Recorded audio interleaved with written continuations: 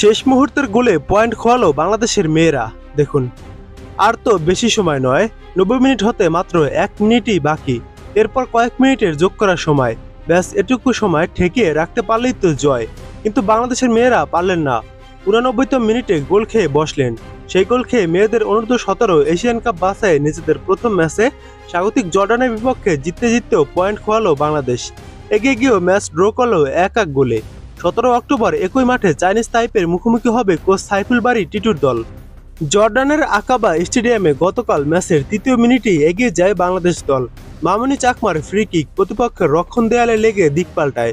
সেই দিক পাল্টানো বলকে দারুণ হেডে জর্ডানের জালে জড়ান সুরভি। গত আগস্টে ভুটানে অনুষ্ঠিত সাফ অনূর্ধ্ব-17 উইমেন চ্যাম্পিয়নশিপে 7 গোল করেছিলেন এই ফরোয়ার্ড। এছাড়া কদিন আগে দুবাইয়ে প্রস্তুতি ম্যাচে সংযুক্ত আরব আমিরাতের বিপক্ষে জোড়া গোল করেন তিনি। 1 গোল হজমের পর খানিকটা সতর্ক হয়ে যায় জর্ডান। রক্ষণে মনোযোগ দেওয়ার পাশাপাশি সুযোগ তৈরির চেষ্টাও করে যায় তারা। বাংলাদেশ অবশ্য একই ছন্দ ধরে রেখে নিয়মিত আক্রমণ করে। 30 থেকে 35 মিনিটের মধ্যে 2টি কর্নার পায় বাংলাদেশ, কিন্তু জর্ডানের জমাট রক্ষণের কারণে তা গোলে পরিণত করতে পারেনি পূর্ণিমা মার্মা, আলপি আক্তাররা। 40 মিনিটে বাংলাদেশের আরেকটি আক্রমণ রুখে দেন প্রতিপক্ষ ডিফেন্ডাররা। বিরতিতে যাওয়ার আগে আবারও ফ্রি কিক পায় বাংলাদেশ। আক্রমণ থামাতে গিয়ে বক্সের বাইরে সুরভিকে ফাউল করেন জর্ডানের এক ফুটবলার।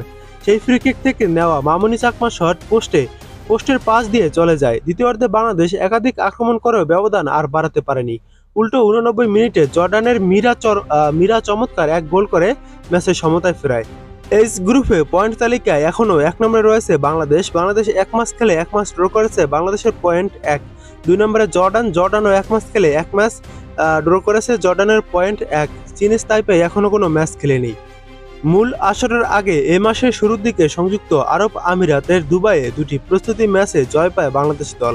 প্রথমটিতে মেয়েরা সিরিয়াকে হারায় 2-0 গোলে, পরের ম্যাচে সংযুক্ত আরব আমিরাতের বিপক্ষে 3-0 গোলে জেতে। এশিয়ান কাপ বাছাইয়ে এইচ গ্রুপে বাংলাদেশের সঙ্গে জর্ডান ছাড়াও আছে চাইনিজ তাইপে। গ্রুপ সেরা হতে পারলেই মূল পর্বে খেলার সুযোগ পাবে বাংলাদেশ। আগামী এপ্রিলে চীনে হবে এশিয়ান কাপ। 12 দলের সেই লড়াইয়ের আয়োজক হিসেবে এরই মতো জায়গা নিশ্চিত করেছে চীন। এছাড়া গত বছর ইন্দোনেশিয়া অনুষ্ঠিত এশিয়া কাপের চ্যাম্পিয়ন উত্তর কোরিয়া, রানার্স আপ জাপান এবং তৃতীয় হওয়া দক্ষিণ কোরিয়াও সরাসরি খেলবে মূল পর্বে। তাদের সঙ্গী হবে বাছাই পর্বে খেলা 8 গ্রুপের শীর্ষ 8 দল।